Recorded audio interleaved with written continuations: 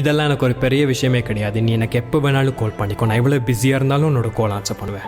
விடிய காலையில் 3 மணிக்கு நீ எனக்கு மெசேஜ் கூட போட்டுக்கோ, நான் உடனே ரிப்ளை பண்ணுவேன். நான் நீ தனியாக இருக்கிற மாதிரி ஃபீல் பண்ணிடக்கூடாதுன்றதுக்காக. நம்ம 2 பேருக்கு இடையிலையும் 1, 10, 100, 1000, 10,000, 50,000 கிலோமீட்டர் தூரம் கூட இருக்கலாம். பட் என்னை பொறுத்தவரையில் நீ என்னோட ரூம் டோருக்கு எதிராக இருக்கிற அந்த ரூம்லையும் கூட பக்கத்தில் தான் இருக்கிற. என்ன தான் நான் உனக்கு ஆறுதல் சொல்லிக்கிட்டாலும் அப்பப்போ நம்ம 2 பேருக்கு இடையிலையும் சின்ன சின்னதாக சண்டைகள், ஆர்குமெண்ட்ஸ் வந்துக்கிட்டு போகலாம். மற்ற லவ்வர்ஸ் மாதிரி நம்ம முத்தங்கள் தந்துக்கிட்டு இல்லாமல் இருக்கலாம். ஒரே பெட்டில் நம்ம 2 பேரும் கட்டி பிடிச்சி பாசமாக தூங்கிக்கிட்டு இல்லாமல் இருக்கலாம். நம்ம லவ்வுக்கு எகெயின்ஸ்ட் எத்தனையோ பிரச்சனைகள் நம்மளை சுற்றி நடந்துக்கிட்டு இருக்கலாம். இதெல்லாம் பார்க்கும்போது நம்ம ரிலேஷன்ஷிப் அடுத்த லெவலுக்கு கொண்டு போகிறது உனக்கு இம்பாசிபிளாக கூட தெரியலாம். பட் நான் உனக்கு ஒரு ப்ராமிஸ் பண்ணுறேன்.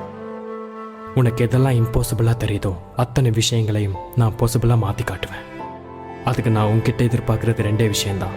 முதலாவது, நான் உனக்காக எவ்வளவு ஃபைட் பண்ணி வெயிட் பண்ணி பொறுமையாக காத்துக்கிட்டு இருக்கணும், அதே பொறுமை நான் உன்கிட்ட எதிர்பார்க்குறேன். 2வது, இப்போ நடந்துக்கிட்டு இருக்கிற ஒவ்வொரு பிரச்சனைகளையும் உன்னோட கண்ணால் பார்த்து கவலைப்பட்டுக்கிட்டு இருக்கிறேன். எனக்காக கொஞ்ச நேரம் உன்னோட கண்ணை மூடி மனசை திறந்து நம்ம 2 பேரோட ஃப்யூச்சரை மட்டும் யோசிச்சு பாரு. நீ மனசால் பார்க்குற அந்த ஃப்யூச்சரை கூடிய சீக்கிரம் நம்ம 2 பேரோட கண்ணாலையும் பார்ப்போம்.